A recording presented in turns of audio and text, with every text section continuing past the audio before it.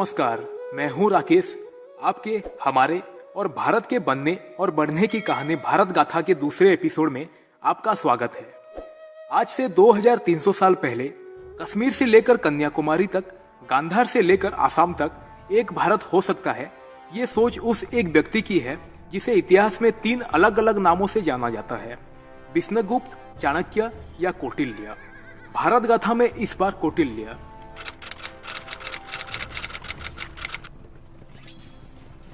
प्रसिद्ध पुस्तकों में शुमार चाणक्य नीति, अर्थशास्त्र, अर्थनीति, कृषि और समाज नीति आदि ग्रंथ स्वयं चाणक्य ने लिखी है।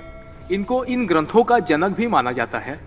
चाणक्य राजा चंद्रगुप्त मौर्य के शासन में महामंत्री थे और चाणक्य के चाल से ही नंद वंश का नाश करके चंद्रगुप्त मौर्य को राजा बनाया। भारतवर्ष में चाणक्य को एक समाज सेवक और विद्वान माना जाता है। इनके जन्म और मृत्यु के विषय में अभी साफ साफ उल्लेख नहीं है, फिर भी लोग इनका जन्म ईसा पूर्व 375 को मानते हैं और इनकी मृत्यु ईसा पूर्व 283 को मानते हैं। चाणक्य का जन्म पंजाब में हुआ था और मृत्यु पाटलिपुत्र में। चाणक्य हिंदू धर्म को मानते थे और इनके 3 नाम थे, जैसे चाणक्य, कौटिल्य और विष्णुगुप्त। चाणक्य को राजसी ठाट मिलते हुए भी ये एक छोटी सी कुटिया में अपना जीवन यापन करते थे। चाणक्य राजा चंद्रगुप्त मौर्य के शासनकाल में मंत्रिमंडल में महामंत्री थे। चाणक्य का जन्म एक गरीब परिवार में हुआ था। इनकी शिक्षा महान शिक्षा केंद्र तक्षशिला में हुई। 14 सालों तक चाणक्य ने अध्ययन किया और 26 वर्ष की आयु में उन्होंने अर्थशास्त्र, समाजशास्त्र और राजनीति विषयों में गहरी शिक्षा प्राप्त की। एक बार की बात है, जब मगध वंश के दरबार में इनका अपमान किया गया था, तब से उन्होंने नंद वंश को मिटाने का प्रतिज्ञा ली थी और बाद में चंद्रगुप्त मौर्य को राजगद्दी में बिठाने के बाद उन्होंने अपनी प्रतिज्ञा पूरी की और नंद वंश का नाश कर दिया। उन्होंने वहां मौर्य वंश को स्थापित कर दिया। उस समय नंद वंशों ने गरीबों की दशा खराब कर रखी थी। तब प्रजा की रक्षा की ओर अपना कर्तव्य का पालन किया। उन्होंने नंद वंशों को भारत से बाहर कर दिया और चंद्रगुप्त मौर्य को एक अखंड राष्ट्र बनाने में मदद की। मौर्य वंश को बनाने में चाणक्य को श्रेय जाता है। चाणक्य कूटनीति को अहम मानते थे, इसीलिए राजा चंद्रगुप्त मौर्य ने इन्हें महामंत्री का दर्जा दिया। चाणक्य के जीवन के विषय में इतिहास में कम जानकारियां हैं। चाणक्य के जीवन और मृत्यु के बारे में भारत के कुछ विद्वानों की अलग अलग राय है। कुछ लोग इनका जन्म पंजाब के चणक क्षेत्र में मानते हैं, कुछ विद्वान इनका जन्म साउथ भारत को मानते हैं, तो कुछ लोगों की राय में इनका जन्म केरल को मानते हैं और बौद्ध धर्म के अनुयायी इनका जन्म तक्षशिला को मानते हैं। कुछ विद्वानों की मजबूत राय भी मिली है कि इनका जन्म तक्षशिला में रहा होगा। इनके पिता का नाम चणक था और इनका जन्म एक गरीब ब्राह्मण परिवार में हुआ था। इतिहास में एक बात सत्य मिलती है कि इनका जन्म और बचपन काफी गरीबी में बीता। चाणक्य बचपन से एक क्रोधी इंसान थे और जिद्दी थे। इसी कारण नंद वंश का विनाश हुआ। चाणक्य शुरू से ही साधारण रहे हैं। कहा जाता है कि महामंत्री का पद और राजश्री ठाट होते हुए भी उन्होंने मोह माया का फायदा नहीं उठाया। चाणक्य को धन, यश, मोह का लोभ नहीं था। चाणक्य के विषय में इतिहास में ज्यादा प्रमाण नहीं मिलता है। कुछ विद्वान इनके नाम के पीछे भी अपनी राय रखते हैं, क्योंकि इनका नाम कौटिल्य भी था। कुछ लोग मानते हैं कुटल गोत्र होने के कारण इनका नाम कौटिल्य पड़ा। भारत में आज भी चाणक्य को चाणक्य और कौटिल्य आदि नामों से जाना जाता है। कुछ विद्वान मानते हैं कि इनके पिता ने इनका नाम बचपन में विष्णुगुप्त रखा था, जो बाद में चाणक्य और कौटिल्य कहलाया। कौटिल्य ने अपने जीवन काल में कितनी रचनाएं लिखी, ये आज तक स्पष्ट नहीं हो पाया। चाणक्य के मुख्य रचनाएं जैसे अर्थशास्त्र, समाजशास्त्र और राजनीति ये साफ साफ मिलती है। चाणक्य के शिष्य ने नीतिसार नामक ग्रंथ की रचना की थी।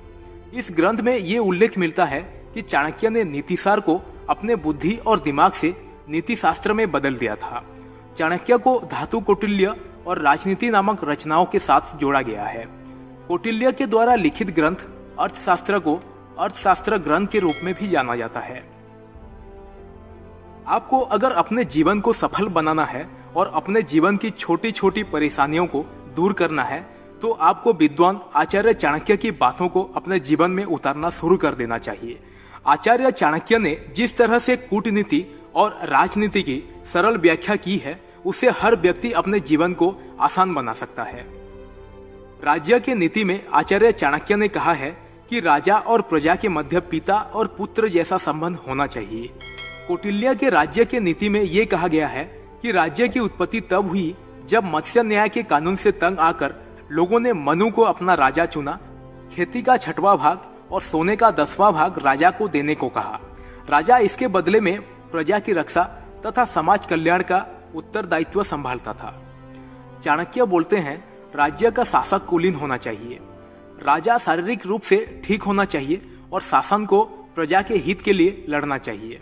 काम और क्रोध तथा लोभ मोह माया से दूर रहना चाहिए। राज्य के शासक को निडर और बलवान होना चाहिए। जिस प्रकार दीमक लगी हुई लकड़ी जल्दी नष्ट हो जाती है, उस प्रकार राज्य के शासक के अशिक्षित होने पर राज्य का कल्याण नहीं हो सकता। कौटिल्य ने राज्य को सामाजिक जीवन में श्रेष्ठ माना है। चाणक्य के अनुसार राज्य का काम केवल शांति और सुरक्षा तक सीमित नहीं है, बल्कि राज्य के विकास में भी ध्यान देना चाहिए। सुरक्षा संबंधी कार्य, स्वधर्म का पालन, सामाजिक कार्यों के लगातार रहना और जन कल्याण।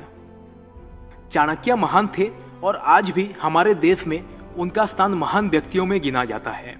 चाणक्य की चाणक्य नीति आज भी उतनी ही प्रासंगिक है जितनी उस जमाने में थी। चाणक्य नीति में बताई गई बातें आज के जमाने में पूरी तरह से फिट बैठती है और जो व्यक्ति चाणक्य नीति को अपनाएगा वो अपने जीवन में सफल बनेगा। आज ये महान विद्वान हमारे बीच नहीं है, लेकिन इनकी बातें और इन पर आज भी हमें गर्व है। आचार्य चाणक्य के कुछ ज्ञान की बातें। जिस प्रकार सभी वनों में चंदन का पेड़ नहीं होता, ठीक उसी प्रकार सज्जन लोग सभी जगहों पर कम मिलते हैं। जो दोस्त चिकनी चुपड़ी बातें करते हैं और पीठ पीछे आपके काम को बिगाड़ देते हैं, तो ऐसे दोस्तों को त्याग देने में ही भलाई है। ब्राह्मणों का बल विद्या है, राजाओं का बल उसकी सेना है, वैश्यों का बल उसका धन है और शूद्रों का बल दूसरों की सेवा करना है। बचपन में संतान को जैसी शिक्षा दी जाती है, उसका विकास उसी प्रकार होता है। माता पिता का कर्तव्य है कि उन्हें ऐसे मार्ग पर लेकर जाएं जिससे उनका उत्तम चरित्र का विकास हो, क्योंकि गुणी लोगों से ही परिवार की शोभा बढ़ती है।